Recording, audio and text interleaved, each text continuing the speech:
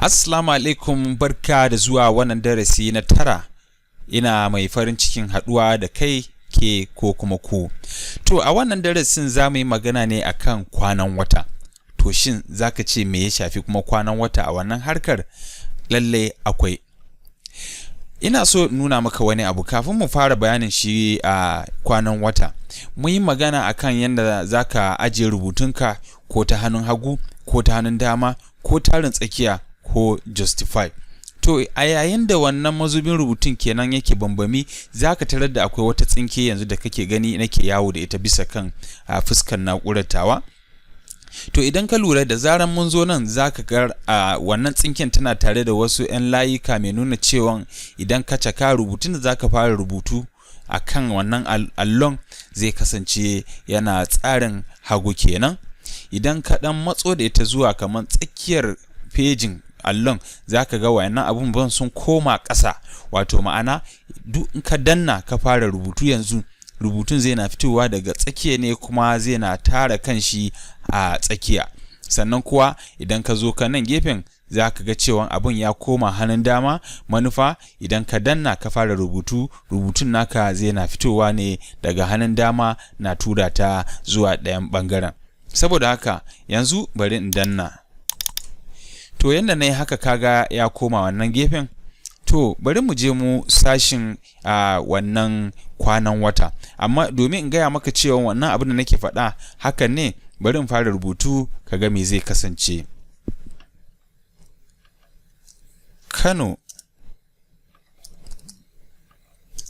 babban gari ce, ko in ce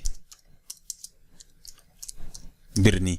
To kaga saboda wannan tsinken ne da muka zaɓi cewa ya fara mana rubutu ta nan, shi yasa hakan ya zamanto ke yiwuwa. To abin da yasa na kaga na ɗauko ta na kawo ka, yawanci sai ka tar da cewa kwanan wata ana rubuta ta ne a hannun dama. Saboda haka bari in goge domin mu fara da kwanan wata. Kamar da muke iya gani a nan, idan muka zo mu insert sai muka gangaro nan za mu ga inda aka ce date and time. Idan ka danna to kaga zai nuna maka ya kake son tsarin kwanan watanka ya kasance. Idan ka zo ka ce kana so Thursday ne, wato Alhamis, June 2019, wato watan 6, gashi nan ya danganci tsarin da kake so. Akwai wanda gashi nan June 6, sannan kuma akwai wanda zai fara da kwanan wata kafin watan kafin shekaran. Misali idan wannan muke so, to shikenan muna cewa okay, to zai fito a wajen. To bugu da ƙari kuma shine nan a harshen turanci ne, idan ka zo ka nan dama na yi zaɓin a harshen Hausa. Da zaran na danna nan zaka ga komai a nan ya koma harshen Hausa. Kamar yadda muke gani, Alhamis ga watan Yuni, wato ita ce watan 6 a 2019. To idan muka koma muka zaɓi wannan kenan, bari mu zaɓi kowanne daga ciki. Misali in ce, dan in muka duba har ƙasa ma har da lokuta, akwai wanda zai nuna har da lokacin da aka rubuta wannan ko wasiƙar da sauransu. To saboda haka bari in zaɓi ɗaya daga ciki, bari in zaɓi wannan. Idan na zaɓi wannan, to fa babban abun koyo a nan kuma da ke burge ni da wannan ita kunshin na'urar shine, idan kana so ya zamanto wato yana canza kanshi da kanshi daidai lokacin da na'urarka, wato ma'ana idan ka sa 6 ga wata, gobe washe gari in ka zo wannan file din, idan ka saving ɗinta, to zai fito da 7 ga wata. Saboda a duk lokacin da za ka yi aiki da ita wannan file ɗin da kake yi, to ba sai kana zuwa kana canza kwanan wata ba. Ita na'urar ta sani, kawai za ta yi ta saka, sai dai kawai ka ci gaba da wasiƙanka, sai ko ka printing ko ka tura a yanar gizo da dai sauransu. To idan na ce update automatically, sai na ce haka, to gashi nan ya ajiye mana wannan. Idan muka zo nan muka yi saving wannan aikin, to gobe idan muka sake buɗewa za mu ga kwanan wata ya sake canzawa.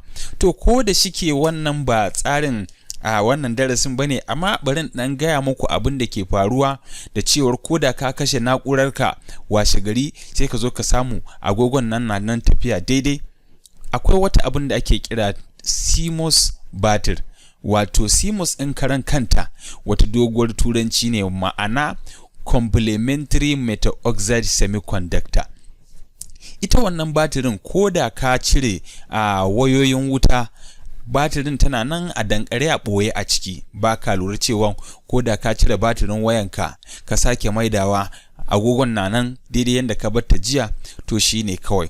To wannan abin shi ke ingiza wannan bayanin da ka ba ita Microsoft cewa tana ajiye wannan kwanan watan yanda washe gari za ta canja da kanta ba tare da ka sake zuwa wajen ka zuba ba.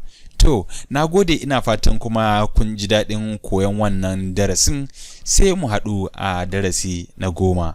Na gode.